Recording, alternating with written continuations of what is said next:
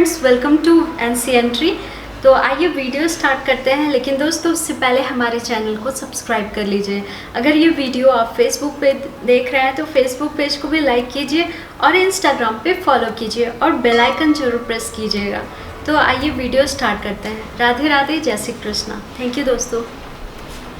शंकर नरकाय एव कुलधनानां कुलस्य च पतन्ति परिपितरहि येषां लुप्तपिण्ड उदक क्रियाः। अवांछित संतानों की वृद्धि से निश्चय ही परिवार के लिए तथा पारिवारिक परंपरा को विनष्ट करने वालों के लिए नारकीय जीवन उत्पन्न होता है। ऐसे पतित कुलों के पुरखे यानी कि पितर लोग गिर जाते हैं, क्योंकि उन्हें जल तथा पिंड दान देने की क्रियाएं समाप्त हो जाती हैं। इसका तात्पर्य है सकाम कर्म के विधि विधानों के अनुसार कुल के पितरों को समय समय पर जल तथा पिंड दान दिया जाना चाहिए। यह दान विष्णु पूजा द्वारा किया जाता है, क्योंकि विष्णु को अर्पित भोजन के उच्छिष्ट भाग यानी कि जो उसका भाग होता है प्रदान किया जाता है। ये खाने से सारे पाप कर्मों से उद्धार हो जाता है। कभी कभी पितरगण विविध प्रकार के पाप कर्मों से ग्रस्त हो सकते हैं और कभी कभी उनमें से कुछ को स्थूल शरीर प्राप्त न हो सकता है और इस कारण उन्हें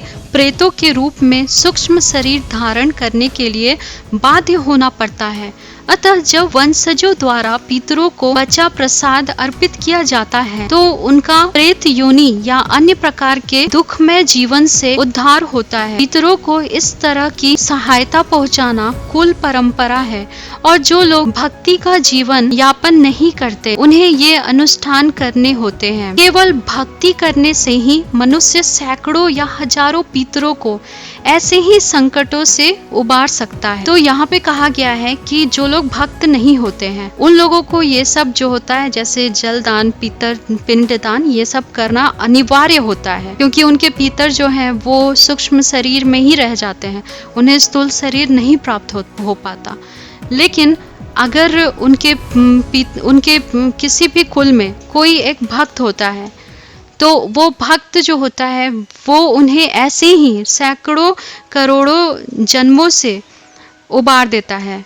उन्हें जो भी भक्त होते हैं उनके घर में अगर एक कृष्ण भक्त भी हो जाए तो वो उन्हें उस पीड़ा से उबार देता है और उनकी जो है वो मुक्ति हो जाती है। देवर्षि भूत प्रज्ञानम पितराणाम च किकरो नायमृतनी च राजन सर्वात्मा यस शरणम शरणम गतो मुकुंद परिहृत कर्तम। जो पुरुष अन्य समस्त कर्तव्यों को त्याग कर मुक्ति के दाता मुकुंद के चरण कमलों की शरण ग्रहण करता है और इस पथ पर गंभीरता पूर्वक चलता है, वह देवताओं, मुनियों, सामान्य जीवों, स्वजनों, मनुष्यों तथा पितरों के प्रति अपने कर्तव्य या ऋण से मुक्त हो जाता है। भगवान की सेवा करने से ऐसे दायित्व अपने आप पूरे हो जाते हैं। दोषे एते कुल दानम वर्णम शंकर कार्य के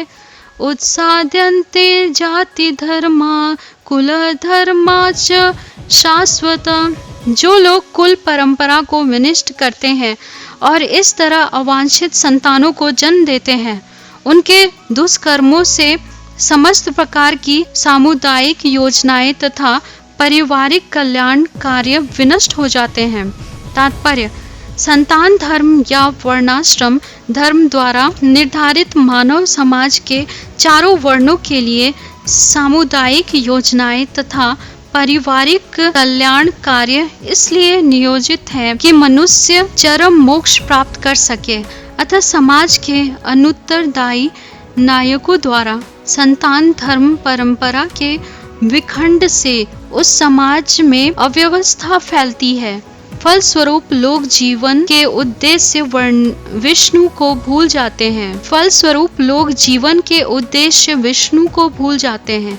ऐसे नायक अंधे कहलाते हैं और जो लोग इनका अनुमान करते हैं वे निश्चय ही कुव्यवस्था की ओर अग्रसर हो जाते हैं। उत्सन कुल धर्माणम मनुष्याणाम जनार्दन नरके नियतम वासा भवति इति अनुश्रुमा। हे प्रजापालक कृष्ण, मैंने गुरु परंपरा से सुना है कि जो लोग कुल धर्म का विनाश करते हैं वे सदैव नरक में वास करते हैं। तात्पर्य, अर्जुन अपने तर्कों को अपने निजी अनुभव पर न आधारित करके आचार्यों से जो सुन रहा है उस पर आधारित कहता है। वास्तविक ज्ञान प्राप्त करने की यही विधि है। जिस व्यक्ति ने पहले से ज्ञान प्राप्त कर रखा है उस व्यक्ति की सहायता के बिना कोई भी वास्तविक ज्ञान तक नहीं पहुंच सकता। वर्णाश्रम धर्म की एक पद्धति के अनुसार मृत्यु के पूर्व मनुष्य को पाप कर्मों के लिए प्रायश्चित करना होता है। जो पापात्मा है उसे इस विधि का अवश्य उपयोग करना चाहिए। ऐसा किए बिना मनुष्य निश्चित रूप से नरक भोगता है और नरक में भेजा जाएगा, जहां उसे अपने पाप कर्मों के लिए कष्टमय जीवन बिताना होगा। अहो बत महत् पापम कर्तुम व्यवस्थिता वयम यत् राज्य सुख लोभेन हंतुम स्वजनम उद्यता। अहो कितने आश्चर्य की बात है कि हम सब जघन्य पाप कर्म करने के लिए उद्यत हो रहे हैं। राज्य सुख भोगने की इच्छा से प्रेरित होकर हम अपने ही संबंधियों को मारने पर तुले हैं। तात्पर्य, स्वार्थ के वशीभूत होकर मनुष्य अपने सगे भाई, बाप या माँ के वध जैसे पाप कर्मों में प्रवृत्त हो सकता है। विश्व के इतिहास में ऐसे अनेक उदाहरण मिलते हैं, किंतु भगवान का साधु भक्त होने के कारण अर्जुन सदाचार के प्रति जागरूक है, अतः वह ऐसे कार्यों से बचने का प्रयत्न करता है। यदि माम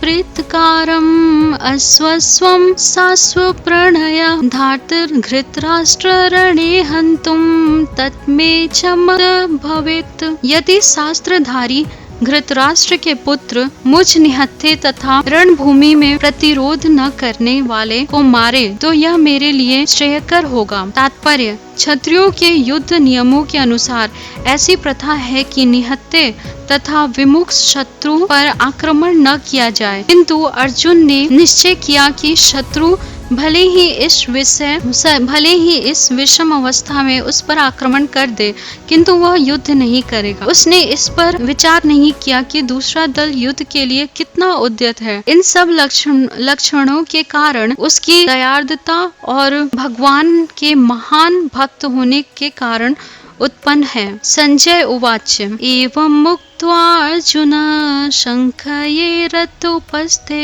उपाविष्ट विसिच्य ससरम चाप शोक संवेग मनसः। संजय ने कहा, युद्ध भूमि में इस प्रकार कहकर अर्जुन ने अपने धनुष तथा बाण एक ओर रख दिया और शोक संतप्त चित्त से रथ के आसन पर बैठ गया। तात्पर्य, अपने शत्रु की स्थिति का अवलोकन करते समय अर्जुन तथा रथ पर खड़ा हो गया तथा किंतु वह शोक से इतना संतप्त हो उठा था कि अपने धनुष बाण को एक ओर रखकर रथ के आसन पर पुनः बैठ गया। ऐसा दयालु तथा कोमल हृदय व्यक्ति जो भगवान की सेवा में रत हो, आत्मज्ञान प्राप्त करने के योग्य है। इस प्रकार भगवद गीता के प्रथम अध्याय यानी कि कुरुक्षेत्र के युद्ध स्थल में सैन्य निरीक्षण का भक्ति वेदांत तात्पर्य पूर्ण हुआ। तो दोस्तों, यहाँ पे जो प्रथम अध्याय है वो यहाँ पे संपूर्ण होता है और अगले वीडियो में हम लोग गीता सार का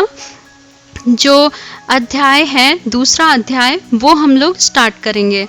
तो दोस्तों, मिलते हैं अगले वीडियो में। तब तक आप हमारे चैनल को सब्सक्राइब कीजिए, ज़्यादा से ज़्यादा शेयर कीजिए और मिलते हैं अगले वीडियो में। राधे राधे, जय श्री कृष्णा। थैंक यू दोस्तों।